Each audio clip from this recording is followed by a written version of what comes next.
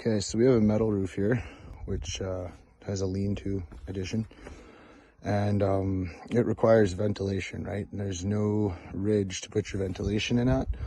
So we're installing pot vents on this roof, and in order to do that, I didn't find any videos on the internet. You're gonna have to mark out where your vent's gonna go, cut it across, and this right here is gonna be the hardest part. It's getting up underneath the lap. But you can wedge something in there like this if you're careful not to bend it, and then you'll be able to make this cut. Once that's done, you'll probably cut yourself like I did if you're not wearing gloves. You're gonna wanna cut this hole out, and in order to do that, you're gonna cut down this as far as you can. If you don't have an angle grinder and you're just using snips, you're gonna cut down this way as far as you can, and then you're gonna make a relief cut right here so that your snips can come in, or you make a relief cut on whichever side. Basically, you'll have to make a relief cut or two until you get down to this point, and then you'll be able to curve your snips and cut this way, and it'll be the same thing on this side. You cut straight down as far as you can, make relief cuts as you need to, and you'll have this cut out. A quick example of what I meant there. So you can see if I try and cut down this rib, eventually my snips are going to get stuck. I'm not going to be able to cut anymore. So you come in on an angle and you open it up so you can get your snips in there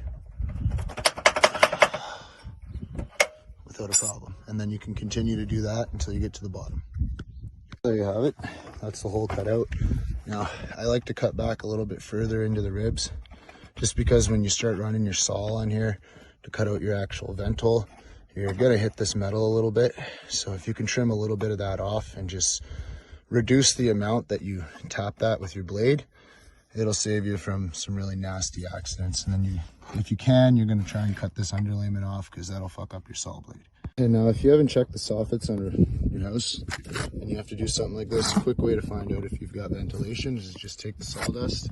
If it blows back out just like that, you've got ventilation. It's getting a little windy here. Yeah, so you're basically gonna do this, set it exactly where it goes, make a little mark over here. You can see that just gives you just enough space. Same thing over here, make a little tiny mark.